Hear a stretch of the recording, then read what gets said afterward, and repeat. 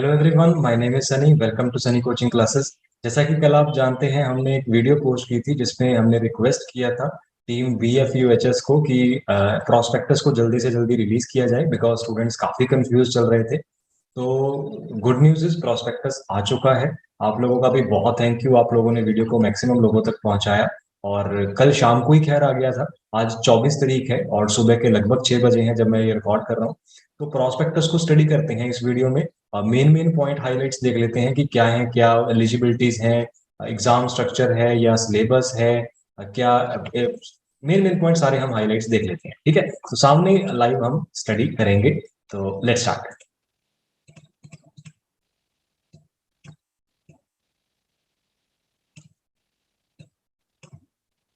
ये है जी आपका प्रॉस्पेक्टस। हम फटाफट से मेन मेन पॉइंट इसके सारे कवर कर लेंगे। ठीक है, और फिर भी कोई पॉइंट रह जाए, फिर भी आपको कोई पॉइंट लगे कि रह गया हो, तो आप कमेंट में जरूर पूछ लीजिएगा। ठीक है जी।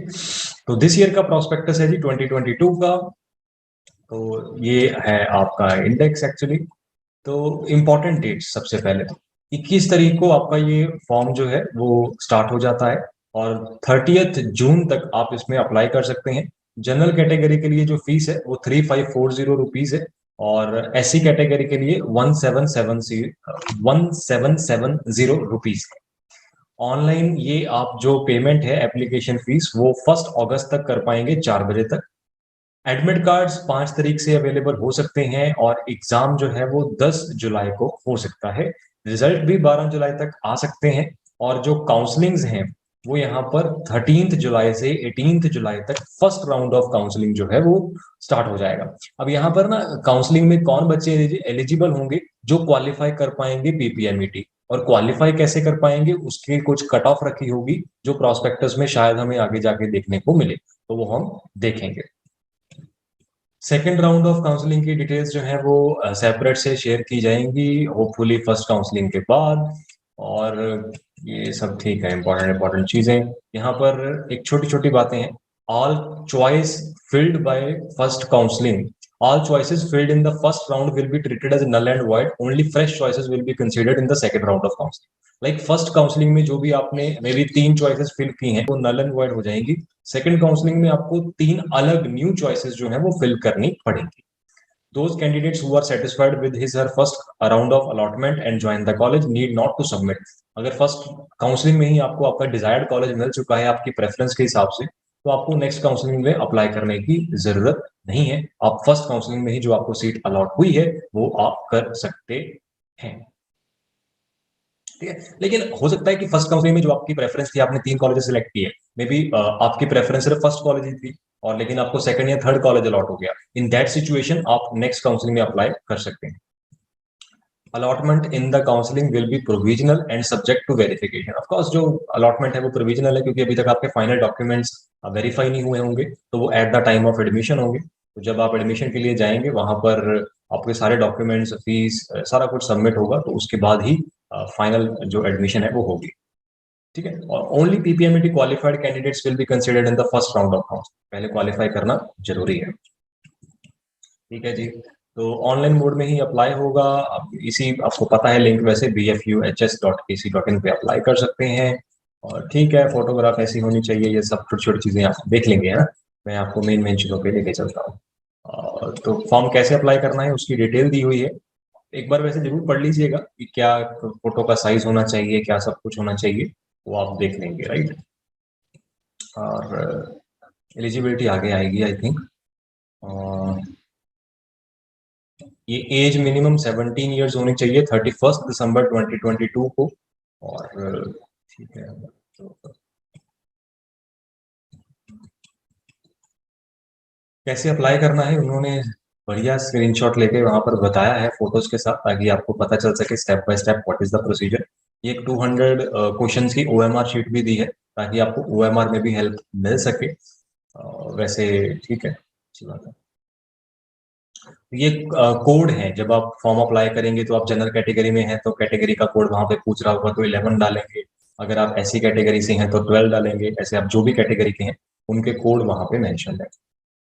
ठीक है, और एडमिट कार्ड आप डाउनलोड कर पाएंगे, उसको आपने ड्यूली साइन करना होगा, सेल्फ अटेस्ट करना होगा।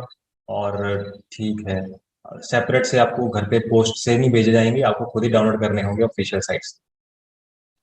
ठीक है, ठीक है, ठीक है।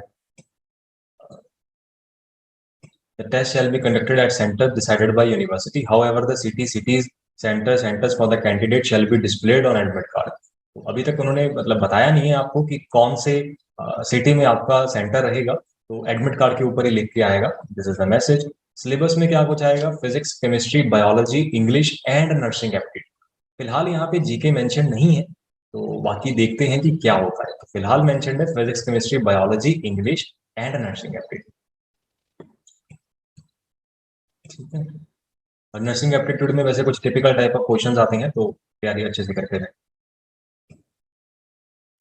ठीक है, 15 मिनट भाई लेट आओगे टेस्ट से तो आपको टेस्ट देने दिया नहीं जाएगा। ये लॉक टेबल, मोबाइल वगैरह नहीं लेके जाना, पता ही है आप लोगों को नहीं लेके जाना, है ना।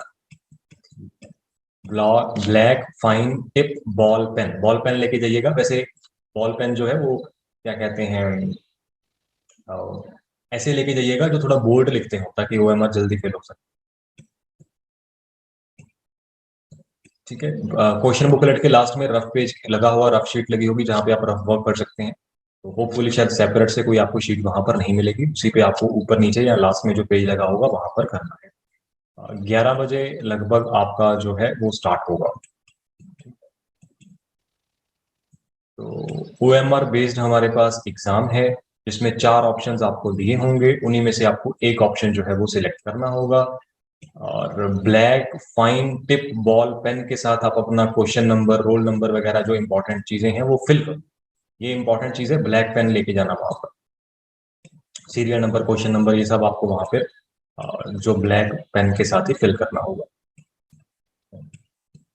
तो जो टाइम मेंशन है उसी टाइम पे शुरू हो जाएगा, ऑफकोर्स उसी टाइम पे शुरू होगा, इसीलिए तो टाइम मेंशन किया है, राइट। तो ठीक है। ये अच्छी चीज है, देखो, there will be no negative marking for wrong answers. काफी अच्छा चीज ऑप्शन है कि कोई नेगेटिव मार्किंग नहीं है।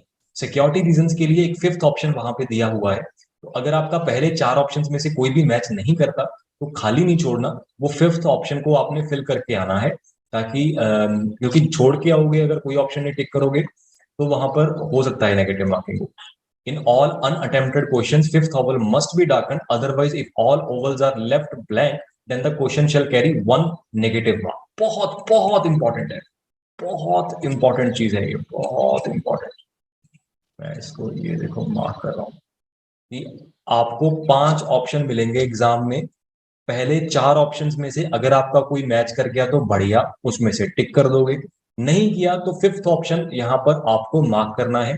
खाली छोड़ के आओगे तो नेगेटिव मार्किंग है। ये काफी स्पेशल पॉइंट होता है पीपीएमईटी का, जो बाकी एग्जाम्स में जनरली देखने को नहीं मिलता।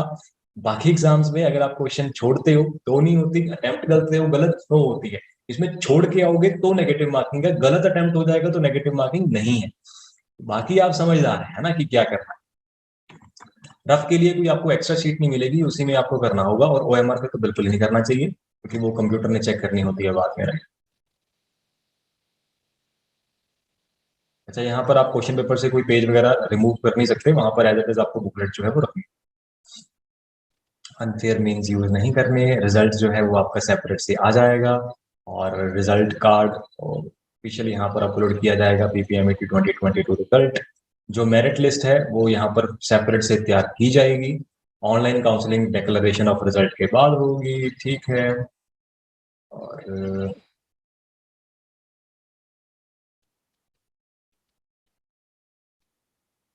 तो गवर्नमेंट ऑफ पंजाब ने Baba Farid university of health sciences को ऑथराइज किया है ये पीपीएमईटी कंडक्ट करने के लिए।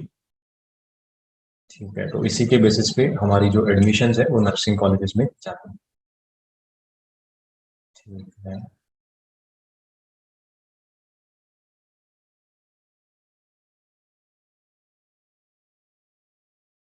ठीक है, ये सिंपल सिंपल है। एज 17 होनी चाहिए, और मैक्सिमम 35 है।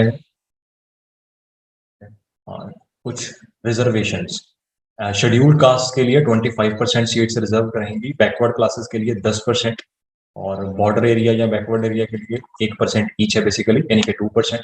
फिजिकली डिसेबल्ड के लिए है हमारे पास 5%, स्पोर्ट्स पर्सन के लिए 1%।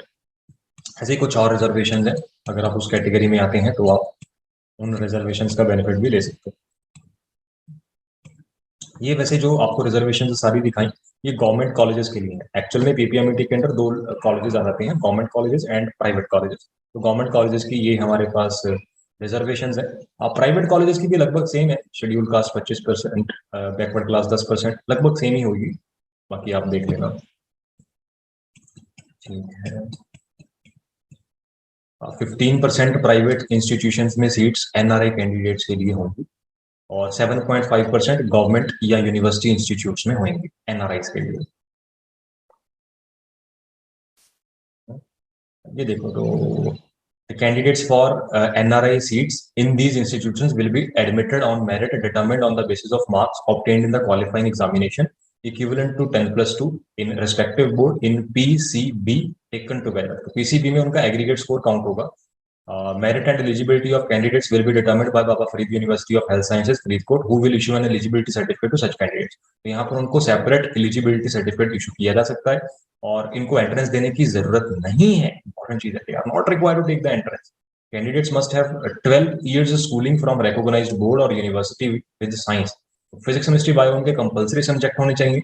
45% उनके एग्रीगेट मार्क्स होने चाहिए पीसीबी में, तो वो अप्लाई यहाँ पर कर सकेंगे, ये सेपरेट टेस्ट देने की जरूरत नहीं पड़े। अच्छा, इधर ना उन्होंने डेफिनेशंस लिखी हुई है कि कौन कौन आता है एनआरआई कैंडिडेट्स में, तो वो आप देख लीजिएगा, आप उसमें फिट होते हैं कि नहीं। एलिजिबिलिटी क्या है भाई, 50% मार्क्स आपके पीपीएमईटी में अगर आएंगे तो ही आप एलिजिबल हैं काउंसलिंग के लिए। पीपीएमईटी एग्जाम में 50% आपका स्कोर अगर होगा तभी तभी आप अप्लाई कर पाएंगे काउंसलिंग के थ्रू। आपको टेस्ट में मिनिमम 50% मार्क्स लेने जरूरी है। पीपीएमईटी में 50% स्कोर आपको करना ही पड़ेगा ताकि आप काउंसलिंग में एलिजिबल हो सके। This is important. अगर आपका स्कोर पीपीएमईटी एंट्रेंस टेस्ट में 50% से कम होता है तो you want be eligible for the counselling in the first counselling. ठीक है, अगर किसी दो बच्चों के मान लो इक्वल मार्क्स आ जाते हैं पीपीएमईटी में, तो जिसके हायर मार्क्स होंगे बायो में यानी कि बॉटनी प्लस जूलॉजी में, उसको प्रेफरेंस दी जाएगी। अगर वो भी सेम आ जाते हैं तो जिसके केमिस्ट्री में हायर होंगे उसको प्रेफरेंस दी जाएगी। अगर वो भी सेम आ जाते हैं, जो हमारे पास एज में बड़ा होगा उसको प्रेफरेंस जो है वो दी जाएगी।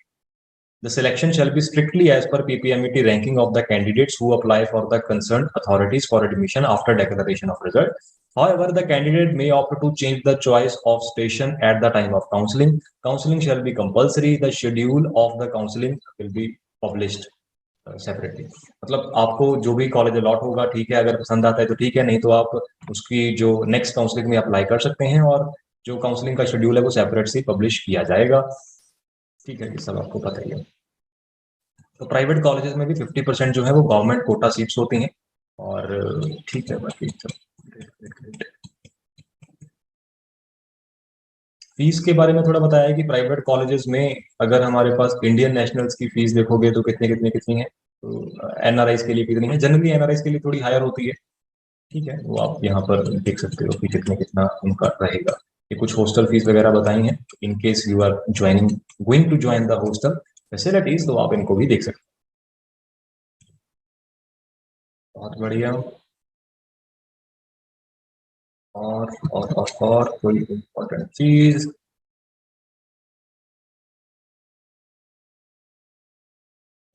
मिनिमम 50% मार्क्स जो है वो आपको लेने होंगे, वही बता रहे हैं। और टर्म्स कंडीशन है, जनरल के लिए 50% परसेंटाइल होना चाहिए, एससी के लिए 40%। एंड तो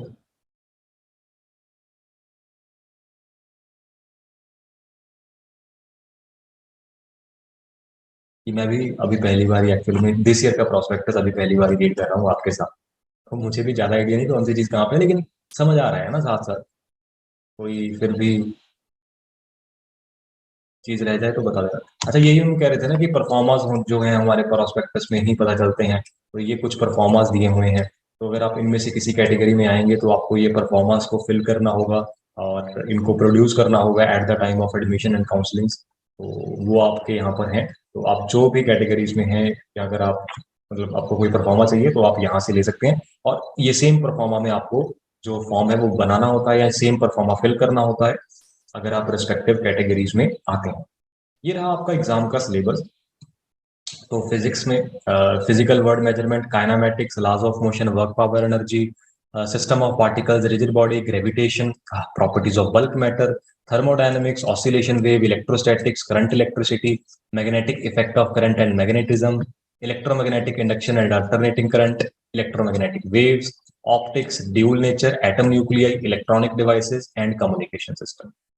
अच्छा, ऐसी केमिस्ट्री में basic concepts of chemistry, structure of atom, classification of elements, chemical bonding, solid state solution, thermodynamics, equilibrium, chemical kinetics, redox, electrochemistry, surface chemistry, hydrogen, S block के दोनों ग्रुप आ गए, P block, D and F block, organic chemistry की basic principles, coordination, hydrocarbons, haloalkane, alcohol, phenol, aldehyde, organic biomolecules, chemistry in everyday life, environmental chemistry, bio में diversity in living world, structural organizations, cell structure and function, plant physiology, human physiology, reproduction, genetics and evolution, biology and human welfare, biotechnology and its principles, ecology। ये है, अब आगे कुछ नहीं दिया, लेकिन यहाँ पर ना सिलेबस में मैं एक दो पॉइंट आपको इंपॉर्टेंट बताना चाहता हूँ। पॉइंट नंबर 1, आपके +1-2 में कुछ टॉपिक्स बोर्ड लेवल पे रिड्यूस्ड थे, यहाँ पे वो भी मेंशन्ड है, तो रिड्यूस्ड वाला कंसेप्ट नहीं है, यहाँ पर सारा एग्जाम ही आपको मतलब सारा सिलेबस ही आएगा।